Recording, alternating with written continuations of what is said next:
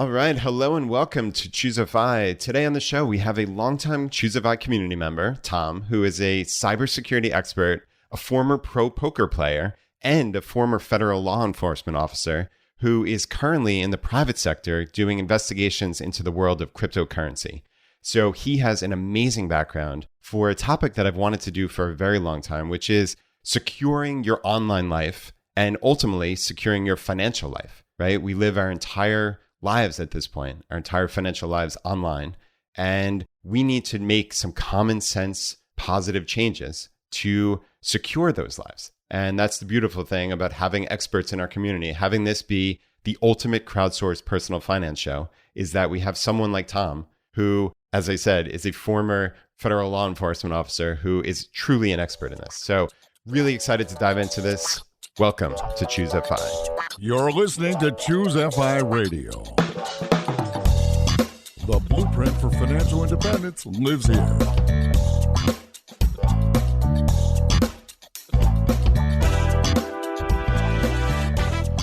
If you're looking to unlock the secrets to financial independence and early retirement, you're in the right place. Stay tuned and join a community of like-minded people who are getting off the hamster wheel and taking control of their lives in the pursuit of financial independence. ChooseFI, your home for financial independence online.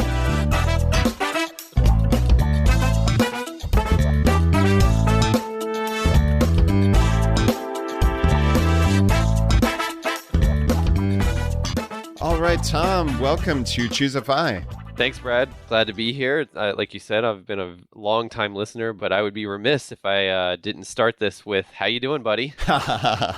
Oh, man, I am doing quite well. Yeah, awesome. Yeah, I miss that. That's one of the things you miss from, obviously, Jonathan has been an amazing co-host for so long. And yeah, I can't exactly say that to myself. So, yeah, thank you. Yeah, you guys had a great chemistry, and the first time I listened to an episode without him, that was just the one funny quirk at the beginning that I thought was just funny that was missing. Yeah, well, thank you for bringing it back. I appreciate it. And thank you for being such an amazing community member. You're always active in the Facebook groups. You've become a friend of mine. We constantly text and jump on the phone for random different things, from everything from security to books we're talking about to crypto and things like that. So yeah, it's been a lot of fun. And I knew that you would be the perfect person to talk about this really, really essential topic that, like I said at the outset, that I always wanted to do an episode on, because it really is critically important. So let's set the stage here. If you were to describe to somebody, okay, hey, you live your entire financial life, your entire life online.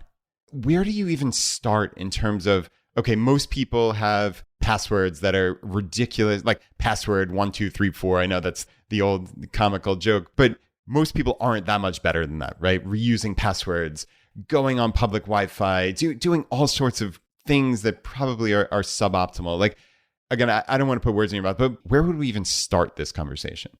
So yeah, you bring up a lot of good points. And I think the key to any of this, like you always say, get 1% better on this podcast. And what I don't want is people to say, oh, cybersecurity, boring, and then not listen and not take action. Because that's honestly, over the years, I can count on one hand how many episodes I've missed of this podcast.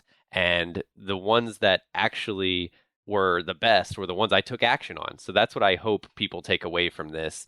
So the simple things of like what I would start talking about is like, let's talk about passwords at the beginning, because everyone, has passwords. We have so many passwords that we often end up making them the same and not really getting a good grasp on that. And the funny thing is that, we now have all these requirements of like uppercase, lowercase, number, special character.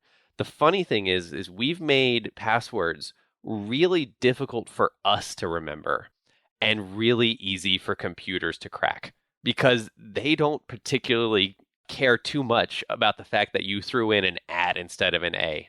That's something that maybe we have difficulty remembering, but not so much the computer. So the number one thing I would tell people is, get away from the password concept and go into the passphrase concept, because when you deal with password cracking, with hackers, with all the things that I've dealt with in my career, what they're often doing is using tools that brute force it or use social engineering and other tactics to understand and gain your passwords. But the longer the phrase, if you can actually remember like, oh, my favorite summer was 1982, or something that is an actual phrase that you can remember, the longer it is, the longer it takes for a hacker to brute force that password and crack it, as opposed to a short, very human complicated password, if that makes sense. Yeah, it certainly does. So, okay, I guess a couple questions with passphrases. The first one would be, how many characters? Like, is there a line of delineation of, okay, under 10 characters, even passwords or passphrase, however we want it. Obviously, a phrase isn't going to be under 10 characters, but a password, is there that line of delineation where, like, clearly it needs to be over X number of characters? Is that like an artificial construct, or is there some rule of thumb that you could come up with? I mean, I wish I could give you just an easy answer. The easy answer would be, if you're above 15, if you're above 20, 25, like the longer the better, right? Because what you're essentially telling the computer is, how many iterations do I have to run through before I crack this whole thing, right? But I don't want to get too focused on like cracking of passwords, because that's not necessarily always the way that your passwords are stolen. But it's just something to keep in mind. And it's often out of our control, right? We will have a situation where the website or whatever the software is tells us exactly how to create that password. So it requires us to have that certain complexity of a human side. But if you can adhere to that complexity while also making it a long password, then it's a win-win. Yeah, that makes sense. And right, yeah, we don't want to get bogged down in the details. I could ask you a million questions about specific passwords and things. But I guess just going back to the passphrases, because I think that's probably a concept that's going to be a little foreign to a lot of people. So, I mean, we have logins at hundreds of sites at this point. I'm strongly assuming you would have a different passphrase at each. I guess the larger question is it even possible to remember 50 different passwords, 100, 200 different passwords, passphrases? Like, is that even plausible, or is that not the game we're going for here? So I don't think it's possible to do all of that, which is why I think password managers are the way to go. I personally use a password manager. There are a lot of good options out there. I don't want to like pick one for fear of like then something happens and that one gets hacked and everyone's like, Tom, you told me that we should use that. But, there are a lot of good ones out there, and I use one to make that whole part simpler, because what we do here in Choose FI is try to simplify things. We try to automate things. I finally got my wife on using, because I have the family membership for this password manager. And she's like, wow, why didn't you tell me about this sooner? And I was like, I just didn't think you cared as much, and she's like, no, but it makes her life easier, because she doesn't have to remember all those passwords, and it can auto-generate these passwords or passphrases that are complex, and you don't even have to worry about it. So that's always my recommendation. But I will say, and a lot of people will rightfully have the concern that, okay, if I have a password manager, well, what if someone gets into my password manager? Now they have everything, right? Now, yes, you are focusing it on one account, if you will.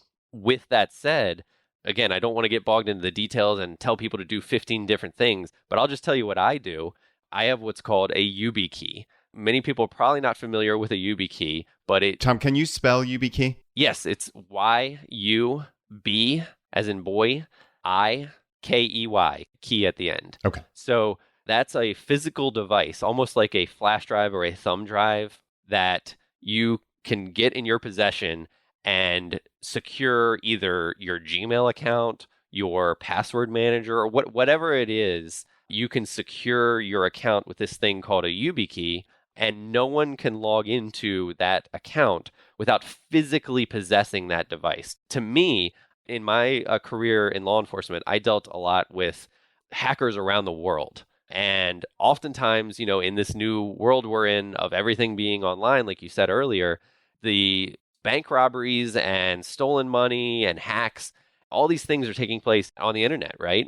If someone is required to physically have something in my possession, that just makes me feel so much more comfortable. So I've tied my password manager to that physical YubiKey, so it gives me comfort at night knowing that if all of my passwords are in this treasure trove, a hacker or someone would need to come into my house and actually take this key and plug it in, or use what's called NFC, near field communication, and it will relay that information, the password information, to your device. So just to give a practical viewpoint on this, because I know whenever people start talking about things I don't understand, like dividends and things like that, I always thank Brad, because Brad says, wait, stop, explain this to me like I'm 5, right? So the way a YubiKey works is it's just like, you log in with your username and your password, your passphrase, whatever it is, to a device, and then it'll say, hey, two-factor authentication that many of you are probably familiar with,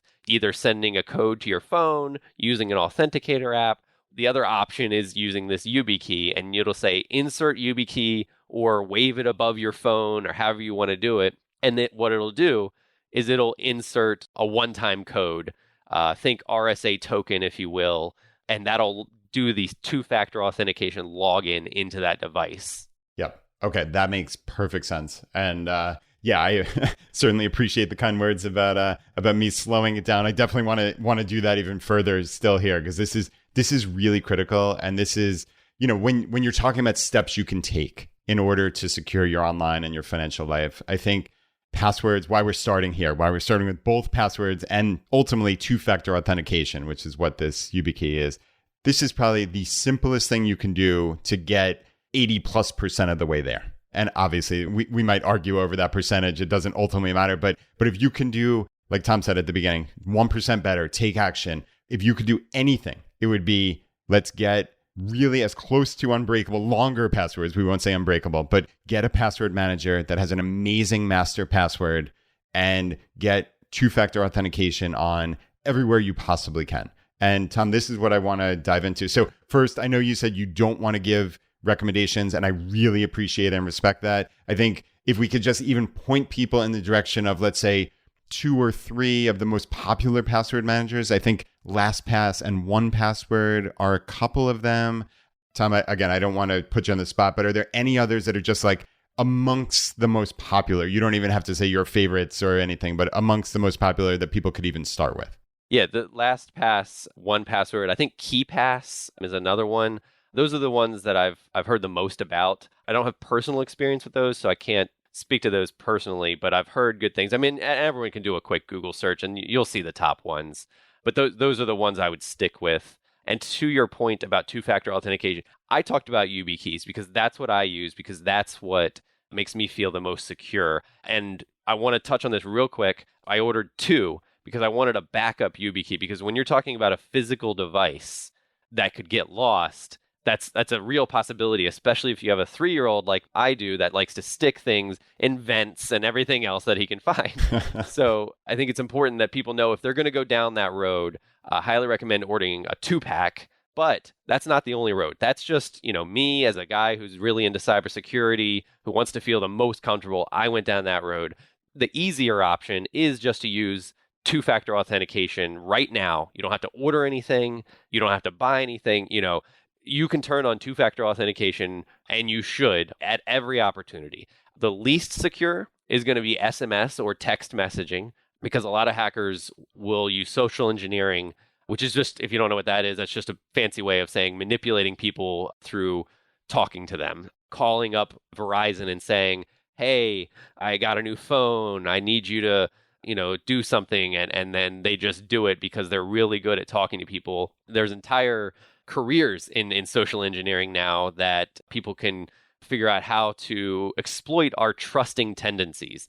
Society doesn't work if we don't trust each other, and unfortunately that can be exploited. Some interesting stories in my time is people will pretend that they are pregnant. A woman will pretend that they are pregnant and walk up to a building, and of course you're going to hold the door for a woman who's pregnant, right? And let them in. But it might be against your security policy to do so. So it's things like that, little social engineering tricks that people use that they could potentially spoof your telephone number.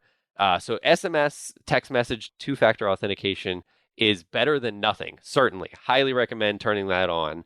But the next step up would be an authenticator app like Microsoft, Google, any of the authenticator apps, Authy, that you can use that's what I would recommend people if you want to take action today, because you can't, if you don't have a YubiKey in your hand, you can't take action today. But that's what I would recommend. Doing two-factor authentication would solve so many of people's issues.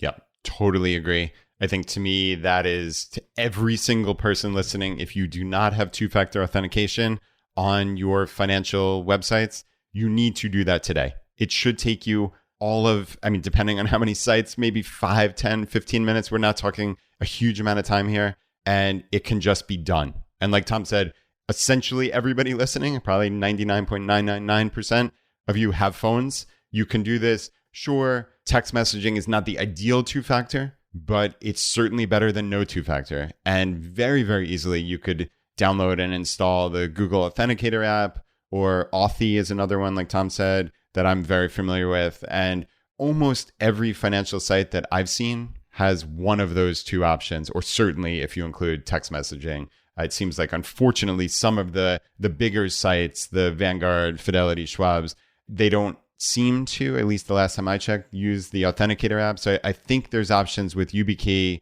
and things like that, or text messaging. So this is something you need to take action on today. It's just real simple. And Tom, as far as, and I'm glad you touched on like the backup of the YubiKey, is there a thought to having a backup of your Authenticator apps as well on a separate device? Because I guess my question is, if you lose your phone, like this is always my nightmare scenario, is I have so many things two-factored on my phone, including my phone login. So like at the company that I use for my mobile phone service.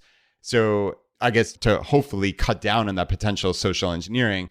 But like this circular reasoning is always like, oh man, well, what the heck happens if I lose my phone, right? That's the nightmare scenario for a lot of people with two-factor, is they went to all this trouble to do this and were doing the right thing, but then they lost their phone. Like, is that something you could game out for us? Like, what do you do if that happens? Are there ways to potentially mitigate this by a silly, like maybe having an older phone that you put those apps on? I know there are ways to update them with the exact sites that you have currently on your existing phone. Like, have you thought through that as like a gamed out scenario? Certainly. So that's where the SMS also is a weak link in the 2FA, because if you use your phone, sure, you can figure it out with your provider potentially to get that phone number ported to a new phone, and then you can receive those codes again, right? But rather than doing all of that, if you had an Authenticator app or a physical YubiKey, but let's just focus on the Authenticator app, because I think that's what most people are going to be doing. If you back up those codes, so if you, let's say Google Authenticator, for example, when you log into it, it'll give you the option to sort of export all your codes, if you will, and it'll give you 2 QR codes. What you could potentially do is save those QR codes, like a screenshot or a picture of them somewhere, either preferably offline or, maybe in a very secure password manager or something like that. But you could have those backed up somewhere else so that, like you said, if you did lose your phone, well, now you just have to download the app again and then import those codes again. That's something you definitely want to do because, like you said, your life, you did all this great work securing your passwords, and then if you end up losing that device, you feel like, oh man, why did I do all that when I was my own worst enemy, right? But I also want to mention, if you lose your device, oftentimes, let's say if you use Gmail or Google a lot, or whatever you're using, a lot of times you can go into settings and see all the current sessions that are logged in to various applications or things like that. As soon as you lose a device, you want to make sure that you're going in and logging out of all of that stuff and changing passwords and things like that just to be secure. And that's something I do every now and then, is just kind of view the activity on that dashboard of what sessions are being used. I just did it a week ago because I switched jobs recently, and I saw, I still had a session from my previous job that was active. So I got rid of that, because you just don't want to log in and see, there's a session from another country that's active right now. So just an idea as well if you lose a device. Yeah, I love that. And I guess just kind of one of the final words on two-factor here is your email accounts. are critical things to lock down with two-factor. Because if you think about it, what happens when you go to a website and you say, I lost my password?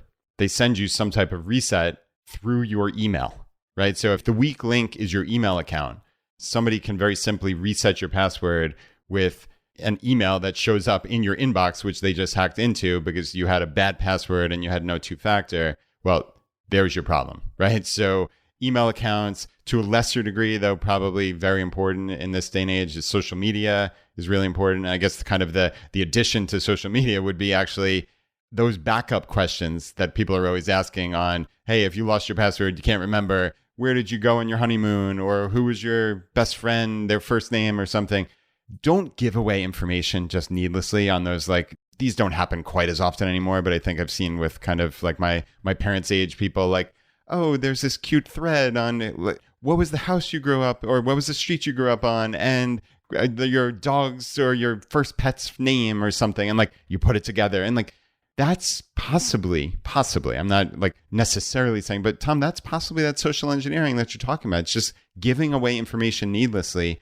It just doesn't make sense in this day and age when your entire financial life is tied to these few accounts. Yeah, absolutely. And it's one of those things I think we'll see go away, those security type questions, because as you said, our lives are online, and you'd be amazed at what I could find out about you if I really wanted to. And especially being able to answer a lot of those questions people pick, right? Oh, what's your son's middle name? Like, oh, like that's some like huge secure, information. It's not. So it's funny that those are even a thing. I think those will be phased out in terms of, like I said, more secure two-factor authentication options, and even getting into the future, public-private keys that I believe are the future. But it's funny, but yeah, you're right. I don't recommend giving away all those answers if you use those. Yeah, and it's probably a minor thing, but I think it's the mindset. And I suspect that's a bunch of the things we might talk about in the rest of the episode here. Is just kind of like a mindset of security, right? So if you get an email and it's from a company that it looks like it's a legit email, and it's a company you deal with, and click here to log in, I never click on those links. Never, ever, ever. Because for the 2 seconds of ease that it provides me, I could have just navigated to the site anyway, that I already know the specific URL, and I go there very safely and just log in like normal and check my message. Or I can click on this link that, even if I've done my little bit of due diligence and it looks like it's coming from the right company, et cetera, you can never be 100% sure. And again, for that 2 seconds of ease, I'm potentially exposing myself to someone trying to hack into a very important account. So I think one of my rules of thumb is just click on as few links as humanly possible in emails, especially from any type of official looking site, because frankly, if that's the only way they have to get in touch with you, there's something wrong with their communication style. So almost invariably, if it's a credit card, if it's a Vanguard or Fidelity or whatever brokerage you use, they have secure messages. They have messages. There are ways to contact you. So clicking on a link in an email is usually a terrible idea. So Tom, I'd love to hear your thoughts on that and kind of that larger issue of the mindset of security. Yeah, you always talk about like the Pareto principle, right? The 80-20. This is one of those things that we can talk about YubiKeys, we can talk about complex passphrases, we can talk about, what we haven't talked to is like encrypting your hard drive, either using BitLocker if you're using Windows or File Vault if you're on a Mac. Like, these are all fantastic things to do.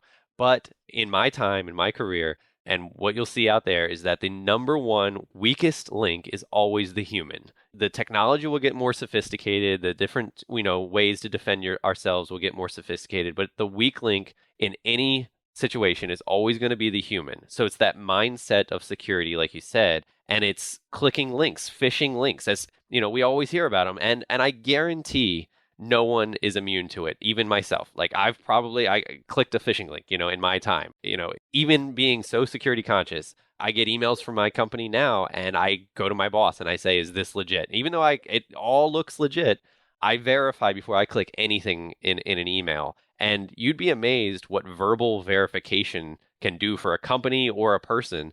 We have these things called business email compromises, or BECs, that we deal with a lot. or I did deal with a lot in my previous career, which is essentially just phishing targeting businesses and getting into their systems, either by spoofing their emails or actually getting people to click links and hacking into their accounts, and then saying, hey, this email's from CEO Bob, sends an email to the finance unit saying, I know you were going to send $300,000 to account A. There's been a change. I need you to send it to account B. And because of someone clicking a link that got into that account, they were able to send that email from the CEO's account. And it oftentimes will come with an urgency to it, saying, I need this done now. And so you have that worry of urgency and the worry of authority that people fall victim to. But had they just picked up the phone and said, hey, CEO Bob, I just got your request. I just want to make sure that you wanted me to send this $300,000 to this new account. That would cut down on so many problems for businesses. And if it does happen to you personally, that as well. Like, just verbal verification is huge. I wanted to get that point across because in my previous career, we saw so many victims because of phishing, because of things like ransomware and these other things. And we can get into that later. But there's these simple steps, that 80-20 thing that we can all do that we want to get out to protect people and businesses. But getting back to clicking links, I want to tell a quick story because I often find anecdotes are interesting.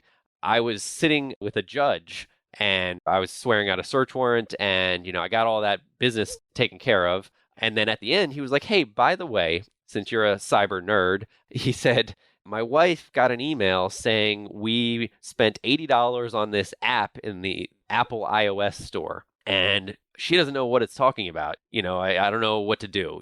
How do we get our money back or fix this situation? And I said, okay. Step one, if you got an email saying anything, even if there isn't a link, do what you said, Brad. Go to the source. Go to your Apple account. Verify it how you would normally verify anything, whether it's a credit card, a fraudulent, maybe you get a text saying, I think I got one just the other day saying oh, I need you to approve this $1,500 Amazon purchase or something like that. A, Amazon's never texting me any of that. Right. But B, I can just log into my Amazon app or website and verify that, oh, nothing of the sort happened. So I told the judge, I said, hey, let's call your wife real quick and have her log into her account. Okay, there's nothing there. There's nothing there of this $80 purchase. And I said, that email, let's do a quick look at that email that you got it from. A lot of times, you'll get an email from somebody and it'll have their name. It's not actually the email. It just says Brad, right? It's given a name to it. It doesn't actually say Brad at ChooseFI or whatever. So I said, let's actually look at the email address that it came from. And it was support@microsoftapple.com.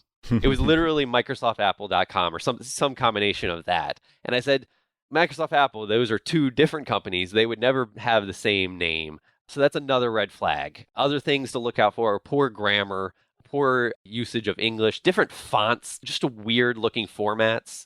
But all of those are red flags for me when I'm personally looking at an email, whether or not I want to click a link or not. But I pretty much never click a link in any email. Yeah, I love this mindset. It's just that, like you said, the 80-20 principle, and realistically, it's going to get you ahead of 95+% of people just doing a couple of these smart things. And obviously you don't want to stop there, but this stuff really makes a difference. And you mentioned urgency in there in terms of, you have to approve this X number of dollar transaction or whatever. I'm curious about the ease that we might try to fall prey to sometimes. Are there things we shouldn't do in terms of our financial life? I'm always talking about setting things up on autopilot and linking accounts and having my utility accounts debited from my checking. Are there any security issues there? Are there any security issues using a credit card or a debit card? How do you think through the bare bones, day-to-day financial stuff? So as far as the day-to-days, I am 100% on the Brad train of automating everything, using credit cards for everything. The great thing about credit cards is that they come with that built-in protection. I just recently made a purchase, and after not getting a response on a few emails, I just disputed the charge, right? And, if you do get your identity stolen, a lot of times there's protections in using credit cards and things like that the companies will help you out with. Now, obviously, they're doing all of that because they make money off of most people who use credit cards. But for those of us in the FI community, we generally don't give too much money to those companies. And so we can use those things to our advantage. So I am all for automating your purchases and things like that. It's just, I don't want this to come off as like never use the internet, never use credit cards, anything like that. We have to use those things, and I use them every day. But it's about just being smart, being cognizant of what you're doing. If I had to like break this down into like some simple steps, like I said, use a password manager, use two-factor authentication, don't click links in an email, and just be cognizant of what you're doing and what information you're putting out there. Oh, one thing I really want to touch on that we haven't yet is update your devices. If it's your phone, if it's your computer, if you have your own router, or I'm assuming most people just use, what Verizon or Comcast or whatever your provider gives you. But any of your devices, your IoT, your Internet of Things devices that you have, a Nest or a Ring doorbell, or all of these things that have now, our refrigerators have computers and Wi-Fi now.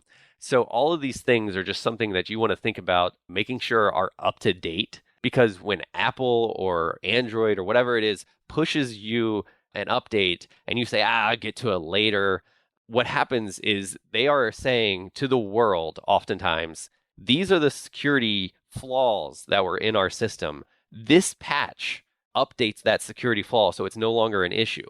And what happens in the world, especially in businesses, I don't want to talk just to individuals, but I know we have a lot of small business owners in the community. A lot of people in businesses think, I don't want to update that because it may cause issues with this, right? But what happens is this big, solar winds or whatever breach or hack that's going on at the time, what often happens isn't what's called 0 days. 0 day exploits are basically exploits that no one knows about, if you want to be simple. But that's not often what the problem is. The problem often is these companies, Google, Apple, whoever, say, hey, we became aware of an issue. We're now pushing out an update that will fix this issue. Please do this. And then you will have companies or people not fix that issue. And hackers say, well, we were just told how to hack into your device because Apple said it was a flaw in their system. I'm going to scan the internet for devices that haven't updated their systems. And that's an easy way in for me. So I just really want to harp on updating devices for that reason. Yeah, that makes sense. I would extend that to web browsers also. I know I'm constantly seeing like on Twitter, Facebook, and people mentioning, there was one of these issues that exploits that the company found out about, and they pushed a new update live. Go and make sure you log in. Like Chrome is really easy. You just go to settings and it's like about Chrome, and there's a button to refresh and restart. It takes all of 15 seconds. But like you said there, the hackers know about the exploit in that intermediate time. So sure, I can wait until the next time I open the browser, and it will, in all likelihood, especially if I have some setting checked, it'll auto update. But I leave my browser open all day sometimes, like most people do, Tom, right? And like that might not update until the next day. So if that's giving the bad guys, if you will, an extra day to potentially attack, when I see that, I just very quickly, even if it means, I've got to reopen some tabs and it's slightly annoying. Like, I think that would be another kind of takeaway is like, yeah, sometimes this is a little bit annoying. It's easier to not have two-factor authentication. It's easier to not have to grab your YubiKey and plug it in or do the NFC. But that extra couple of seconds of work, and that's what we're talking about here, a couple of seconds of work is going to put you ahead of 95 to 99% of people. You got to do it. Sometimes life is a little uncomfortable and you have to do things you don't want to do. So I think that would be my one kind of like, big brother admonishment is like, all right, this is annoying sometimes. I get it. It's annoying to all of us, but you do it because it's the smart thing to do. Yeah, and I don't want to scare people into saying like, hey, there's a hacker in your bushes, and as soon as you don't update your browser, in the next hour, he's going to get in there, right? That's not what I'm trying to get at. What I'm saying is, I've seen businesses not update for years. And so, again, don't go crazy with these things, but just do the smart thing. When you're done your session with the browser, restart your computer and update it. When you go to sleep at night, make sure you click install now that your phone is plugged in. You don't have to be crazy about doing it right now, but do it because they've announced to the world, hey, this is how you could exploit this person's account. So because they've announced it to the world, now you need to do something to fix it. Yeah, no, that makes sense. And I'm curious about how you navigate the internet and how we should think about it. Because again, this is a mindset. Obviously, we're not trying to scare people here by any means. It's 2022 when we're recording this. We live our lives online. Nobody's saying don't go online or be a hermit or worry about people attacking you every minute. That's not the issue here. Most of us can go through a decade or two without having any issue at all. So that's not the game we're playing here. It's just, we're just trying to be smart. So Tom, I suspect that I'm a little bit crazy. I hate to use that word, but like a little bit eccentric, let's say, when it comes to navigating the internet. I know at this point, my family already knows this and it's kind of like the joke, but I try to go to as few unfamiliar websites as I possibly can. I try to stay away from like anything that like appears sketchy, and that's kind of like a, you know it when you see it. I know that doesn't really help all that much. But in terms of like navigating the web, seeing something on Google and not automatically assuming, hey, just because it's in Google, and I know I'm kind of saying that jokingly, like that it's got to be safe, or not clicking on files or downloading programs. Like, again, with this 80-20 analysis in mind, like, are there things that you can do while clearly understanding we're living our lives online and we're not being hermits here? Yeah, I want to say I know I've long suspected that you are crazy as well. So, that no, I would say honestly, don't be scared. Just be smart. And it's a simple thing where, you'll see the little lock symbol in your browser for HTTPS, which is a secure session. If you're doing financial stuff, what I recommend is, making sure you see that, because most websites are using that now. And what I do personally is I sort of segment my financial life.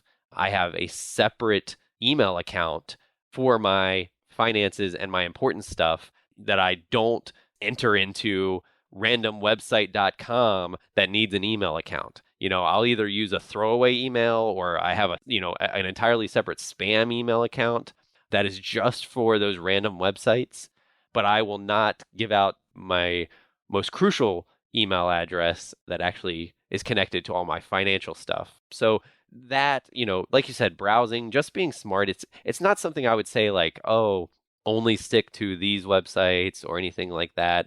It's just about being smart with clicking on things. One thing I will want to get across when it comes to phishing emails or websites, some people may not realize that simply by clicking a link, what's called malware or malicious software can be installed onto your system.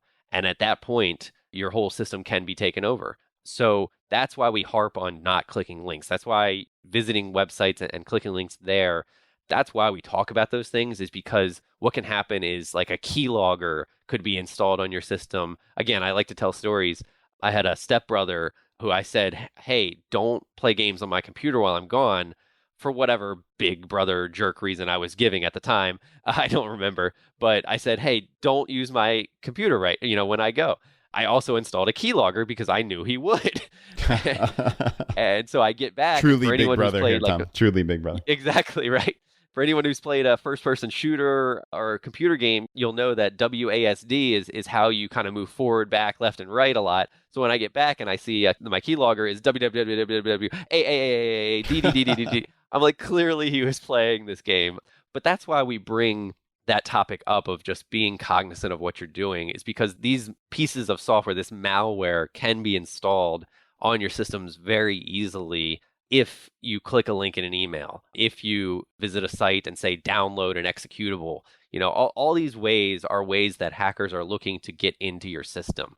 So I don't have a good, don't do this and do this online. It's just be aware. That's the main thing. Yeah, I love your quote a minute ago. Don't be scared, just be smart. Yeah. I don't think we could encapsulate it better than that if we tried. We could probably just wrap up shop here at this point just with that. That's amazing. So you talked about malware and things like that. Do antivirus softwares work at all? Again, I know you're loath to give recommendations, but like, do you consider antivirus software as being useful, necessary? If so, are there a couple of companies that you may think are better than others? If you want to go like the full, we talk about 80/20. If you want to go the full 100, sure, you can start using Malwarebytes and all these other different softwares to really scan your systems and different AV programs. But I'll be honest, in recent years, that it used to be a thing back in the day that you'd like get your computer and then you'd buy Norton. You'd get your computer and you'd buy Kaspersky, or whatever. But my dad he'll get a computer and he'll be like, all right, it came with a trial of Norton for 30 days. What do I do now? Honestly, the Windows Defender, the built-in AV is so good at this point that that's going to get you the 80/20 that you need. I don't personally even use an AV or anything extra. Now, that also comes with my sort of bias or background in that, some of those I know, I'm not going to name names, but some of those are controlled by other countries or originated from other countries that may have ulterior motives. I'll just leave it at that. Yeah. Okay. No, that's important. But the really crucial piece of information in there is you said like the native Windows antivirus program is actually surprisingly good. And I would not have known that. So I actually just got a new computer fairly recently. And like you said, I think McAfee is the one that was pre-installed on mine. And I keep getting these ridiculous notifications that it's set to expire in 14 and a half days or whatever, whatever ridiculous thing it is. So I guess someone gets a new computer. Is that Windows antivirus that's native to the computer, is it turned on, if you will? Like, is it operating? Or if there's a conflict with a Norton or a McAfee or whatever that they may have put a trial on, when that trial expires, do you have to do anything to get the Windows antivirus set up and running? Or is it just happening in the background already? I believe it should automatically be turned on. If I'm wrong, though, it's as simple as going into your search bar on a Windows machine and typing security and looking for your security settings, or Googling Windows security settings or Windows Defender. But these are things that are oftentimes set up when you're first logging in, and you can say, oh yeah, I want it to automatically update when there are updates. I want to turn these things on, but it never hurts to look, right? So if you want to purchase Norton or McAfee or whatever it is, on top of that, by all means, if that's what you want to do, fine. But for me personally, it's less about, having like 14 different AV programs running and more about making sure they're up to date. And they should have a feature on there. Again, we're all about automating to automatically update those things. But if you go in there, you should just be able to say, oh yeah, all those things are ticked off and are currently running and currently set to auto update. That's what I personally feel comfortable with. That's what most people, all they need. That's wonderful. And I literally did that while you were talking there.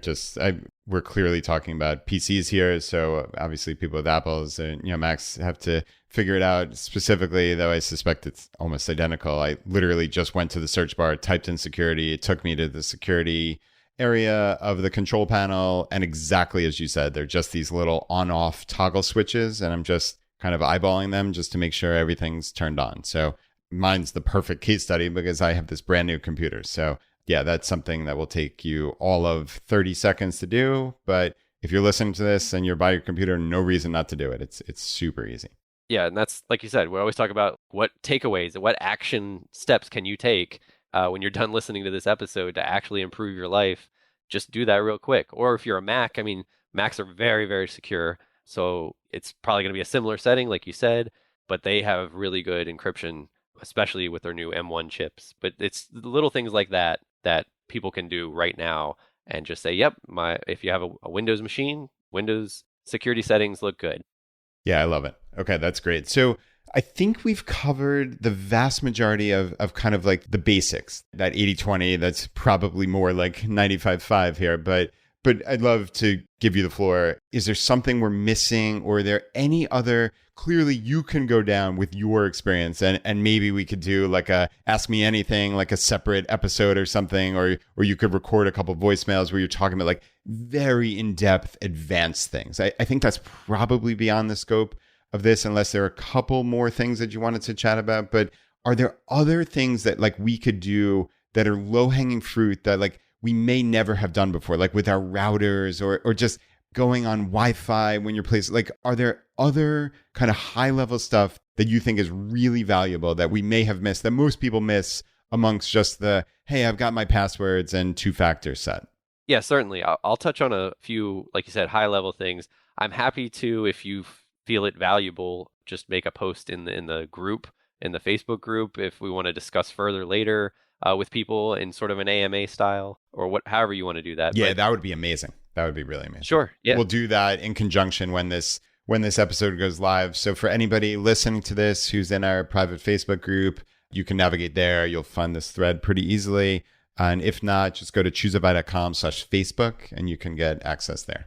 Sure. Sounds good. Just a few things I'll touch on real quick so people don't get too bored with into the weeds things. But like you mentioned, public Wi-Fi, it's something that I try to avoid whenever possible. If you have a cell phone with a hotspot plan and you're out and about and need to get especially some financial login to your bank account, your credit cards, whatever it is, any of those things that would be very important information that a hacker would like to have, I will not be surfing those websites on public Wi-Fi. There's a hacker conference every year in Vegas, and basically if you go there and you connect to the public Wi-Fi, you're going to get owned in about 3 seconds. Oh, good. So again, not trying to scare anyone, but it's just something to be cognizant of, just to be aware of that. If you have that option to hotspot rather than public Wi-Fi, that's what I would do. Backups. We didn't really talk about this too much, but if you want to have an external hard drive with your backups or in the cloud, that's great. But and this kind of speaks to my previous experience as well, dealing with companies or cities or governments that have been ransomwared. A lot of times they'll have backups, but those backups were connected to the system and automatically running every night. So when it's connected to the system that got ransomwared, well, guess what else got ransomwared? And I'm sorry for anyone who doesn't know what ransomware is. It's just basically bad software that goes into your system and encrypts things so that you can't use them until you get the key to decrypt them. So Tom, that's like files and such, right? Correct. It's basically, all the files on your machine will oftentimes get encrypted and they'll be unusable, and you'll need to either contact the hacker that encrypted all your files, and they'll say, you pay us, 2 Bitcoin and we'll give you your key.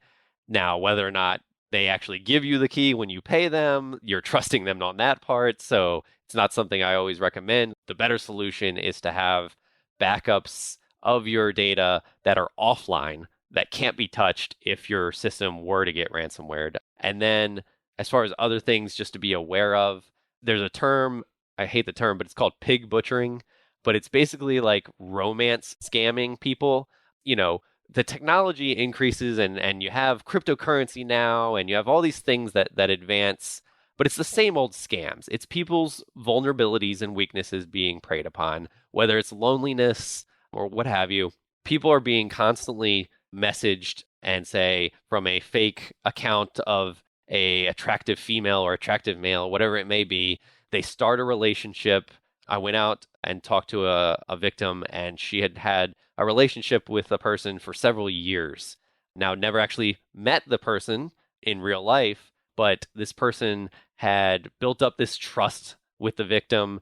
And because of that, they were getting this victim to do all kinds of money laundering for the hacker.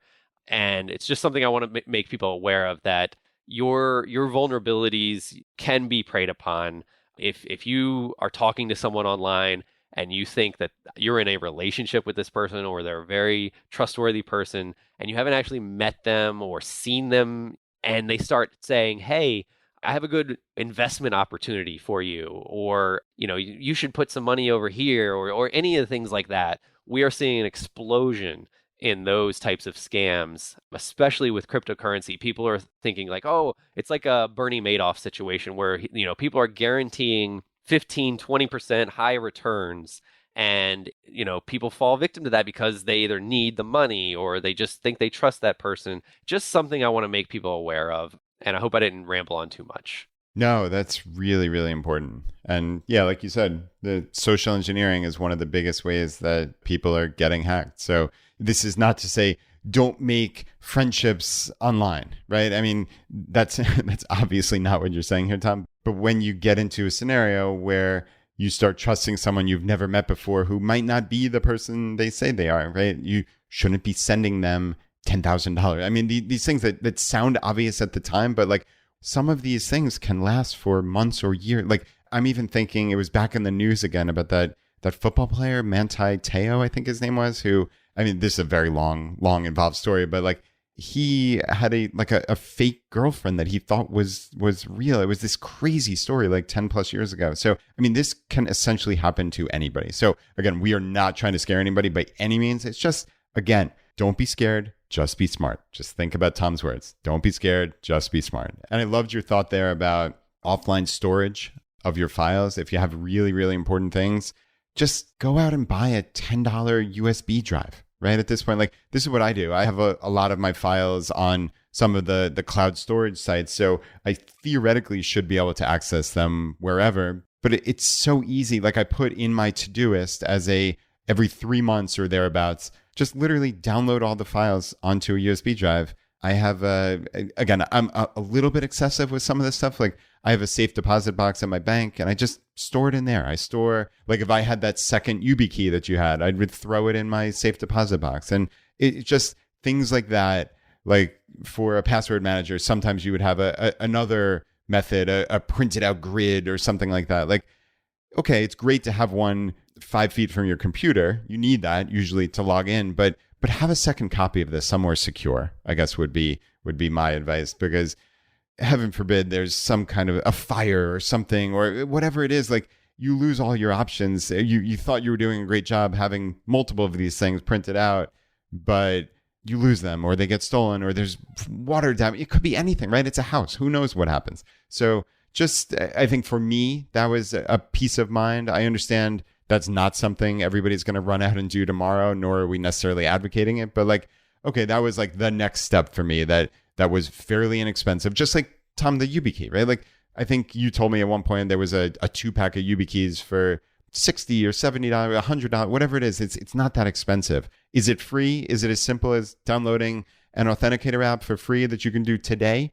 No. So don't let the perfect be the enemy of the good. We're not saying you have to do a YubiKey. You have to get a safe deposit box. Tom, you might not even recommend the safe deposit box for all I know. It's irrelevant, but clearly get started today. Start doing these things. And then you can move on to maybe these things that you deem necessary or important. I wouldn't even necessarily call them more advanced because, again, I don't know if that's the smartest thing to do, but it helps me sleep at night. So, Tom, that's kind of how I think about this whole mindset of the 80-20 and the don't be scared, just be smart. Absolutely. And what I don't want is people thinking like, oh, they told me to do 42 things. I'm not going to do a single one, So definitely just take what you can out of this episode. The one thing that you brought up about like, what if there's a fire? It made me think like I've personally been recently writing down instructions for my wife because I handle a lot of the financial side of things. And that may be similar to somebody in the audience of like, you as the wife or you as the husband or whatever it may be. Even if you don't, if you just have someone like a friend or a parent that you want to write this for. You talked about the emergency binder in previous episodes, but I want to go through and we're recommending this 2-factor authentication or we're recommending a YubiKey or things like that. What you want to do is write down, how to actually use these things if you were to pass away or something happened to you, but also where are they? How do you actually use a YubiKey? Just because you figure it out doesn't mean someone else is going to figure it out. So what I have done is I've written down instructions on how to get to everything and how to use it. And then also I have friends who are also cyber nerds. And I said, hey, call Matt, call Tim, call whatever, and they will help you through this if need be. But that's another idea that I personally use of like write down instructions and also give them somebody to call. Yeah, that's brilliant. That's brilliant. And yeah, that emergency binder, legacy binder is really, really important. We're going to link to our review of that in the show notes for this episode. So on whatever app you're listening to this on, you can usually find show notes just by like clicking a button in actually your podcast app, or you can just go to choosefi.com/397, and that'll have links to everything we talked about today and our review of the legacy binder that Chelsea from emergencybinders.com put together. That's amazing. There's also a 20% off coupon that she gave to Choose a Vi listeners within that review. So definitely check that out, because it's just another kind of common sense thing that we can do. Just like you said, Tom, like same with my life is I'm the one, for whatever reason, even my wife's a CPA, so she's obviously more than capable, but just the way we delineated at what we do in our house is I do most of the finances. So if I got hit by the proverbial bus, I don't know that she would necessarily know, even like, again, all this security, the two-factor stuff, like where we have every single dollar. I mean, she knows the vast majority of them, but like every single dollar. So that's why having this as a plan is just, it's really, really important. Absolutely. And the only last thing I'll say is, if you've made it this far into a cybersecurity discussion, I appreciate you listening. I think this is very important for everyone. Maybe now you're personally more educated, but something I've seen in my career in law enforcement is that the elderly are often targeted because they are less sophisticated with technology. So if you take things away from this episode, fantastic. But I would also look to share that with your friends and especially older relatives, because we see all the time that older people are targeted, the social engineering, whether they say, hey, this is Microsoft tech support. We found a virus on your computer.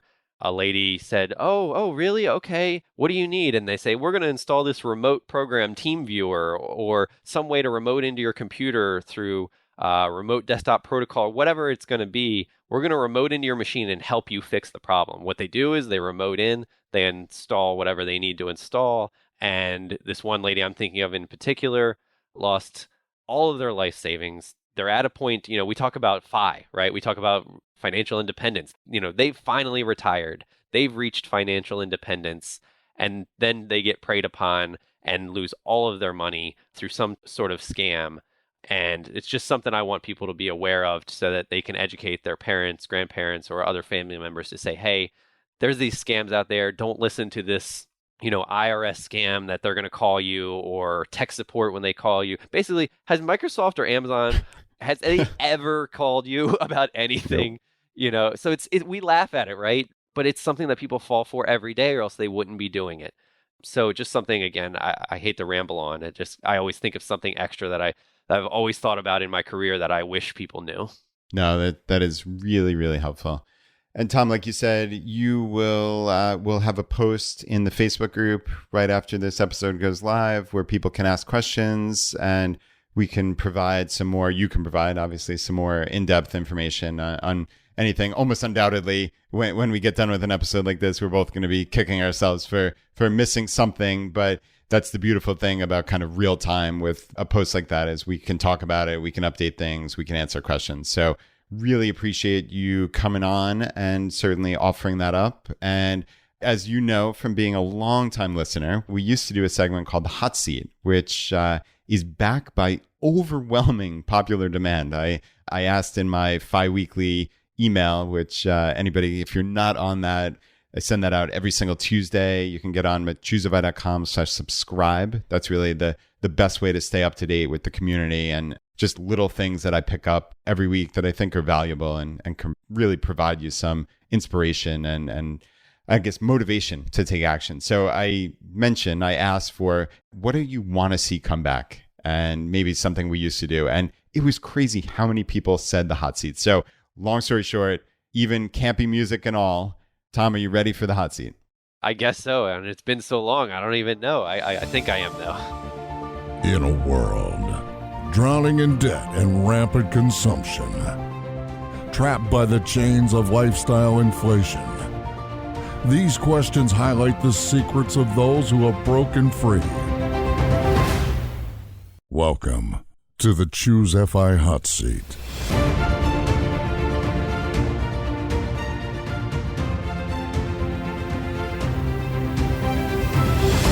All right, Tom. So I have added a couple questions and we'll pick and choose here. So I guess let's start with, what is your favorite blog, podcast, or book? Or if you have more than one you want to mention. So I don't read too many blogs. The one that stood out to me over the years was Wait But Why, and I know that's a favorite of yours as well, I believe. because you mentioned the tail end article several times on episodes. For me, there was an article or a blog post that he made called the Fermi Paradox that I just love all things space and exploration and all of that. And it's just thinking about, what's out there. And he just does an excellent job. So Wait But Why, I would say for blog. For podcast, I've listened to nearly every episode of Choose FI. So that goes without saying that it's one of my favorites. But as far as, if we want to get out of the financial realm of things, I'm big into investigative journalism. So a lot of people know about the podcast Serial. That kind of like took everyone by storm.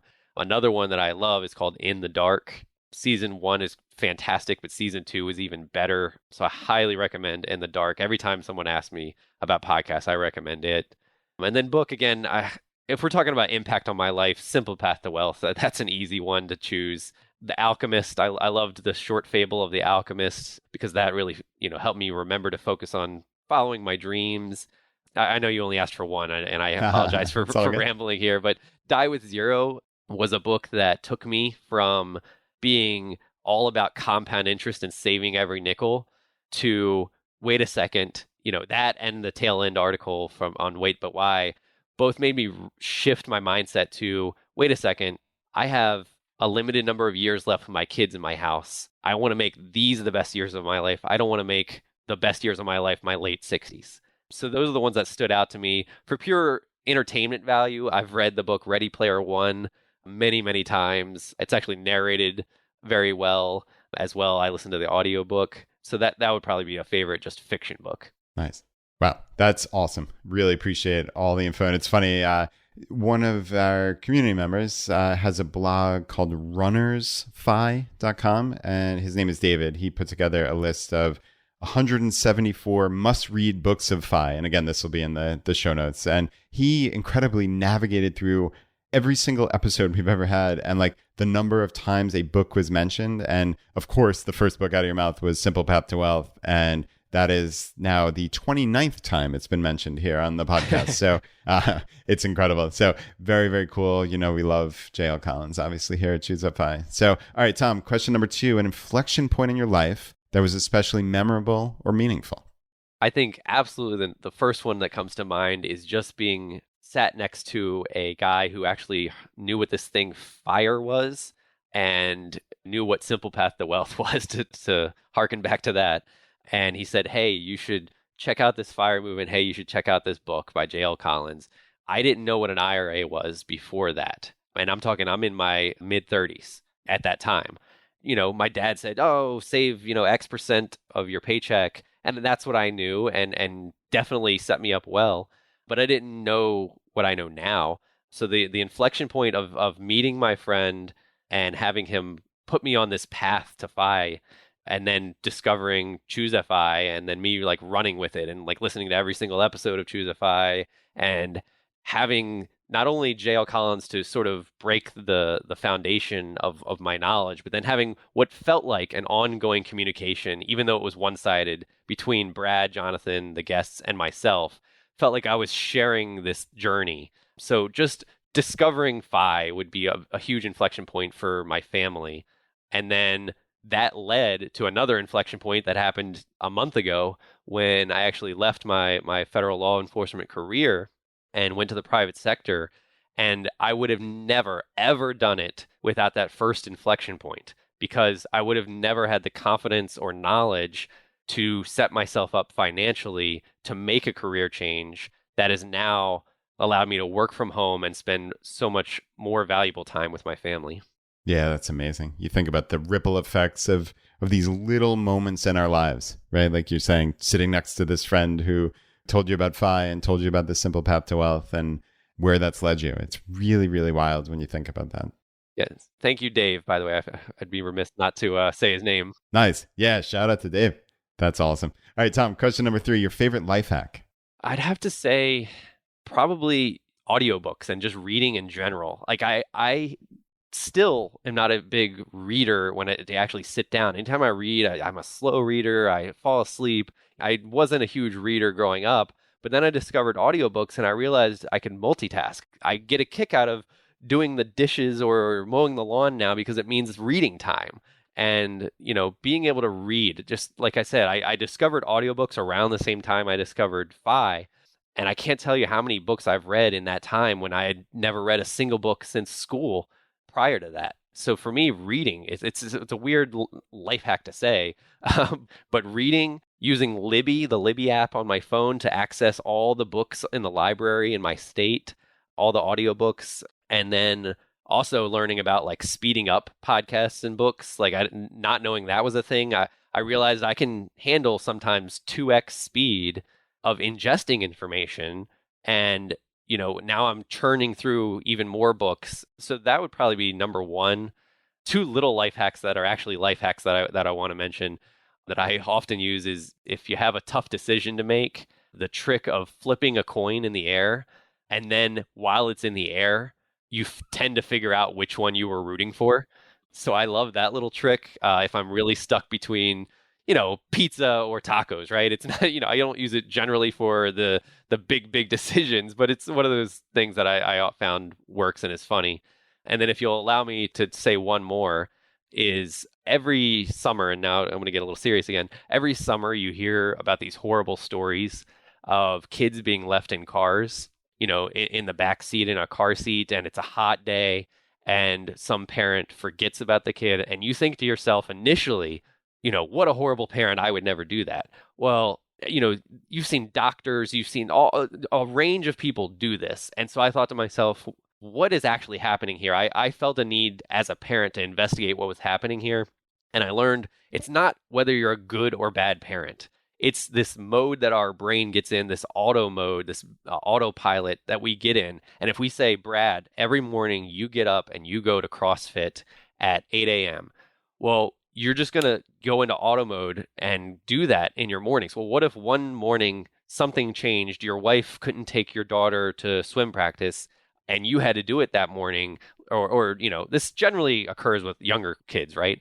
Let's say you had to take the kid to daycare and you weren't the normal one to take them. Well, what happens in these situations is that parent isn't in that routine of taking that kid to daycare. So they get in auto mode, they go to work, they get out, they forget.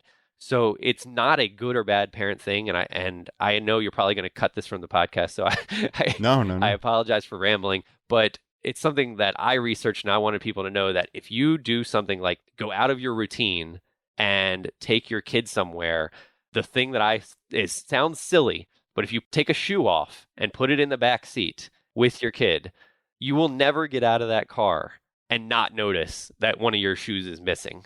So you will never forget your kid in the back seat. And people are going to say, I would never forget my kid in the back seat.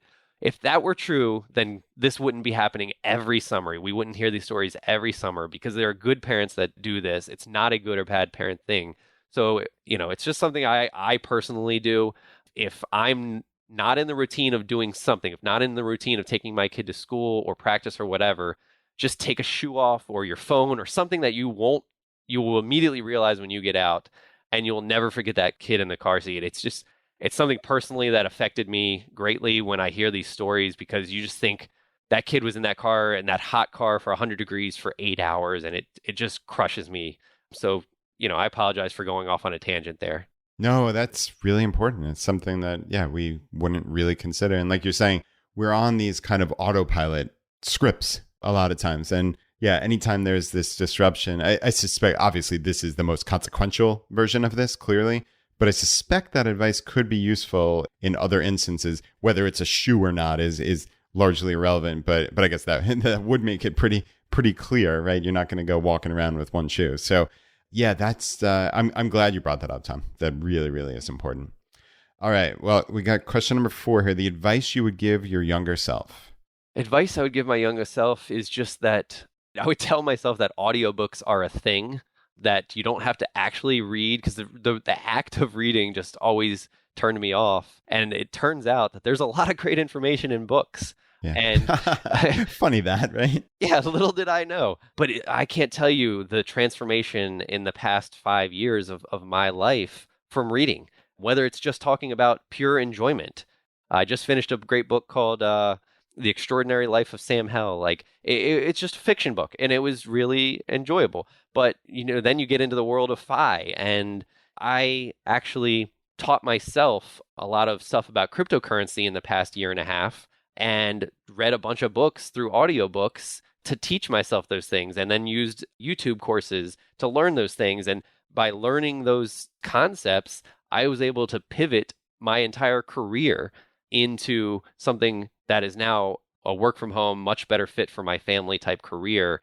And it wouldn't have been possible without audiobooks. So ultimately, I would say start reading, younger Tom, because there is so much information out there.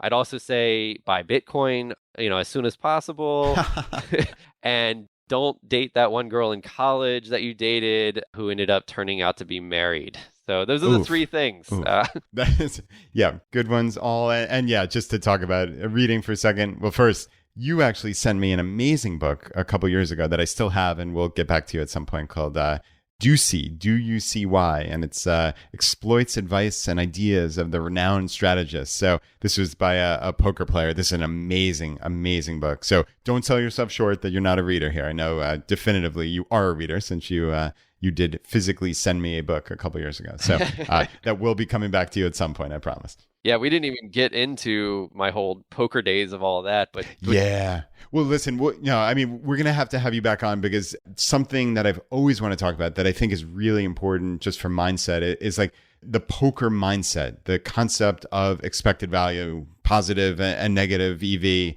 right? Like this is all, it's critical. And the most amateur of amateur players. I can play poker, but no self-aggrandizing here. I'm not a poker player, but the many, many hours I spent playing poker, I think has been really invaluable to my life and decision-making and how I look at the probabilistic nature of life and decision-making. So I know we've had Annie Duke on in the past, and I think this is something, if you're up for it, we'll try to do another episode at some point in the future. Absolutely. Yeah, I'm not going to get into it now, but the world of poker and learning poker in the decade I spent studying it changed my life forever, and it's something I would recommend to everyone. Yeah, totally agreed. So, all right, I've got two last questions here, but actually, knowing what I know about you, I think it's going to be the same answer, so I'm going to combine them. So the normal question is, what purchase have you made in the last 12 months that has added the most value to your life? And I've added a question, what was your favorite splurge? Could be in the last 6 months, a year, who knows? Just the thing that you've spent money on. I think so many people in the FI community talk about cutting costs and such. And I really want to focus on sometimes spending money is just so critical. And I know you mentioned the book Die with Zero. So let's combine them, because I suspect very strongly here it's going to be the same answer. Yeah, absolutely. You are correct. And that Die with Zero, I'm thankful for that mindset shift of focusing on these best years of my life. I'm only going to get less healthy, and my back's going to get worse, and my kids are going to move out. So for me, I really, really focus on making those memories. And sometimes, even with travel rewards and other, great FI principles, sometimes you have to spend money to make those memories. And a recent one, it was a lot more expensive than I expected, but so worth it, was my family. We just went to a place called the Woodloch Resort in the Poconos in Pennsylvania. And I actually told you, Brad, I said, hey, I'm going to be going up there. And I believe you said you've been there. I have been there. I was there as a kid. My parents took us up there, I think 2 summers. And yeah, I don't know what it's like now, but it was this like really amazing, just like family environment. There were tons of like different games and organized things. And I think it was like all inclusive. There were all these meals that you did at that point, at least, it's a pretty expensive place, as you said, but it was all inclusive. It was just so much fun to order whatever the heck you wanted at dinner.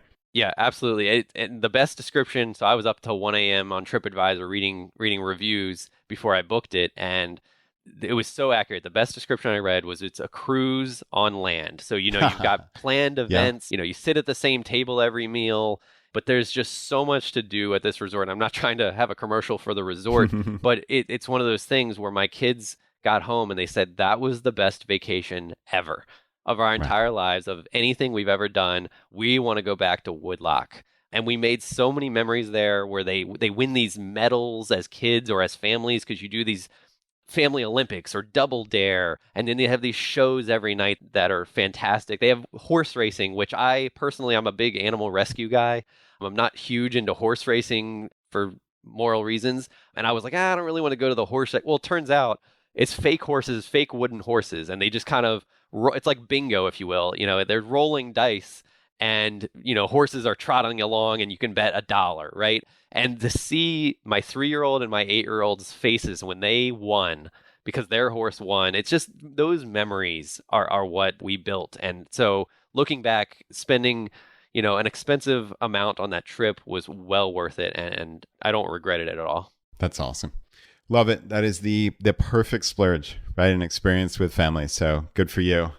All right, Tom. So thank you so very much for coming on the show. This was great. I think this is going to be really, really helpful for the audience. And yeah, nice having the hot seat back here. One of the first times. So that was very cool. And like you said, when this goes live, we'll have a post in the Facebook group where you'll be answering questions on any other kind of cybersecurity, financial security type stuff that people might have. And yeah, we'll do our best to answer everything, certainly. So greatly appreciate that. I think that's probably the easiest way for people to get in touch with you, right?